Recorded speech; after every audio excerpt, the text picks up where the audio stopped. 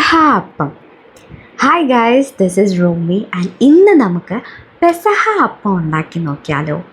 ഇതിനാവശ്യമായിട്ടുള്ളത് 1 cup പച്ചരിക്ക് 1/2 cup ഉഴുന്ന് എന്നുള്ള ratio ആണ്. അത് സോക്ക് ചെയ്ത് നന്നായിട്ട് അരച്ചെടുക്കാം.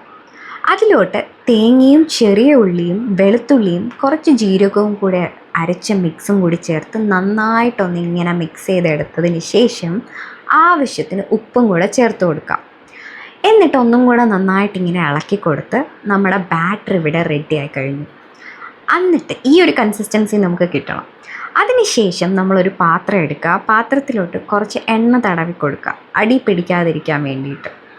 എണ്ണ തടവിയിട്ട് നമ്മുടെ ഈ ബാറ്റർ ഇതിനകത്തോട്ട് ഒഴിച്ചു കൊടുക്കുക.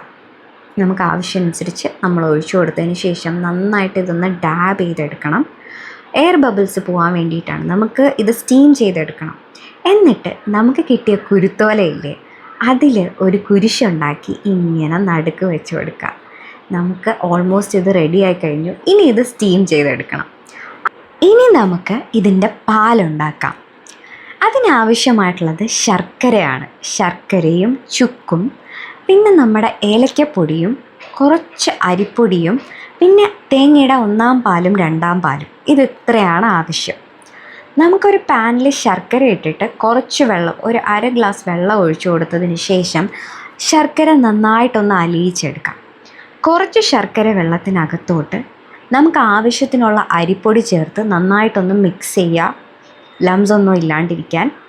എന്നിട്ട് ബാക്കിയുള്ള ശർക്കര നമ്മൾ അരിച്ചതിനകത്തോട്ട് ചേർത്ത് കൊടുക്കുക. എന്നിട്ട് ആ പാനിലോട്ട് തന്നെ നമുക്കിത് തിരിച്ചൊഴിക്കാം. ഒഴിച്ചതിന് ശേഷം 2-ാം പാല്, തേങ്ങയുടെ 2-ാം പാൽ ഒഴിച്ചതിന് ശേഷം നമുക്ക് സ്റ്റൗ ഓൺ ചെയ്യാം. ഇത് നന്നായിട്ടൊന്ന് കുറുകി വരണം. ഇതുപോലെ കുറുകി വരുമ്പോഴത്തേക്കും നമുക്കത് നമ്മുടെ 1-ാം പാൽ ഒഴിക്കണം. തേങ്ങയുടെ 1-ാം പാൽ ഒഴിച്ചതിന് ശേഷം നന്നായിട്ട് മിക്സ് ചെയ്ത്, അതിനു മുന്നേ 1-ാം പാൽ ഒഴിച്ച ഉടനെ തന്നെ നമ്മൾ സ്റ്റൗ ഓഫ് ചെയ്യുക. എന്നിട്ട് നമ്മുടെ ഏലക്കപ്പൊടിയും ചുക്കുപൊടിയും ഇതിനകത്തോട്ടിട്ട് നന്നായിട്ട് മിക്സ് ചെയ്തെടുക്കുക. അപ്പം നമ്മുടെ പാലും റെഡി ആയിട്ടുണ്ട് ഇവിടെ. അതിൻ്റെ പുറത്തോട്ട് ഞാൻ കുറച്ച് ശർക്കര ഒന്ന് ഗ്രേറ്റ് ചെയ്തത് ഇട്ട് കൊടുക്കുകയാണ്. അങ്ങനെ ഞങ്ങളുടെ പെസഹ അപ്പവും പെസഹ പാലും ഇവിടെ റെഡി ആയിരിക്കുകയാണ്. നിങ്ങൾക്ക് ഇഷ്ടപ്പെട്ടെന്ന് വിചാരിക്കുന്നു. അപ്പോൾ അത്രയേ ഉള്ളൂ. ബൈ.